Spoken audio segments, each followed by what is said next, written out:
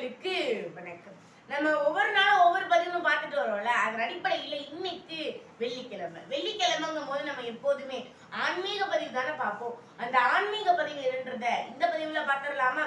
என்ன அப்படின்னா, ஒரு நாள் விஷ்ணு நம்முடைய கைலாய மலைக்கு சிவனை பார்க்கறதுக்காண்டி போனாராம். அவருடைய வாகனமான கருடனும் அங்க போனாராம். கருடனை வெளியே நிக்க சொல்லிட்டு விஷ்ணு சிவனை பார்க்க உள்ள நுழைஞ்சாராம். அப்ப கருடன் வெளியே நின்றுட்டு இருக்கும்போது ஒரு அழகான பறவை ஒண்ணு அங்க நின்றுட்டு இருந்துச்சான். சே, இறைவனுடைய படைப்புல இவ்வளவு அழகான பறவையான்னு அதிசயித்து போனாராம் கருட பெருமான். அப்படி அதிசயித்து போன கருட பெருமான் என்ன பண்ணாராம், அப்படியே நின்று அதையே ரசிச்சுக்கிட்டு இருந்தாரு கருடன். அப்ப என்ன ஆகுது அப்படின்னா, யமன் நம்முடைய சிவனை பார்க்க வராரு.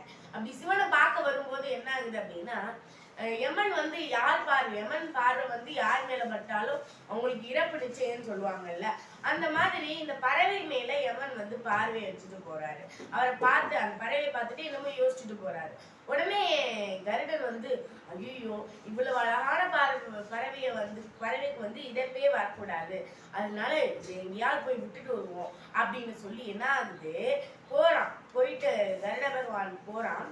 போயிட்டு அந்த பறவையை தூக்கி கருட பகவான் போற ரொம்ப வேகமா போய் ஒரு 3000 கிலோமீட்டருக்கு தள்ளி ஒரு குளத்துக்கு பக்கத்துல அந்த பறவையை விட்டு வராரு. உடனே கருட பகவானுக்கு கர்வம் என்னன்னா, பரவாயில்ல, நான் யமனுடைய தாக்கத்துல இருந்து ஒரு பறவையே நான் மீட்டுட்டேன், இன்னுமே யமன் எப்படி அந்த பறவையோடைய உயிர் எடுக்கிறான்னு பார்ப்போமே அப்படின்னு சொல்லி ரொம்ப கர்வமா பேசிட்டான் கருடன். அப்ப யமதர்மர் உள்ள போயிட்டு வெளியே வந்தாராம். வெளியே வரும்போது கருடன் கேட்டுச்சான் யமதர்மரை பார்த்து, ஏன் யமதர்மரே, நீங்க இந்த கைலாய மலைக்குள்ள போகிறதுக்கு முன்னாடி இங்க இருந்து ஒரு அழகான பறவையை பார்த்தீங்களே, அதற்கு காரணம் என்ன அப்படின்னு கேட்டாரா. உடனே இதுக்கு அந்த யமதர்மரோ, ஆமா கருட பகவானே, அந்த பறவையுடைய இறப்பு நான் இப்படி நடக்கணும்னு நினைக்கல.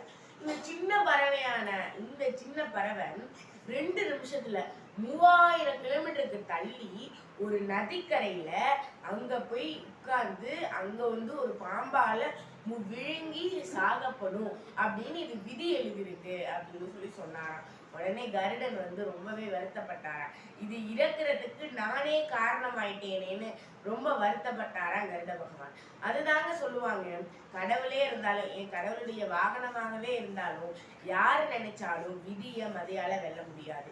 விதி நடக்கிறபடிதான் நடக்கும். ஆனா விதியை நம்ம மதியால வெல்லணும் அப்படின்னா நமக்கு உண்மையான அன்பும் பக்தியும் மட்டும்தான் இருக்கணும். ஆனா எந்த நேரத்துல என்ன நடக்கும்னு தெரியாம, இன்னொருத்தவங்க என்ன யோசிக்கிறாங்கன்றது தெரியாம நம்ம அவங்க இதுதான் யோசிப்பாங்கன்னு கண்டிப்பா முடிவெடுக்க முடியாது. அதனால கண்டிப்பா எப்போதுமே விதிப்படி நடக்கிறது நடக்கட்டும், இனிமே சந்தோஷமா வாழ்வோம் அப்படின்னு வாழுங்க. உங்களிடமிருந்து நான் சூராட்சி ஒன்று செவ்வாய்க்கு நான் 7ஆம் வகுப்பு பயின்று வருவேன். உங்கள் சிந்தனையில் நான் நன்றி, வணக்கம்.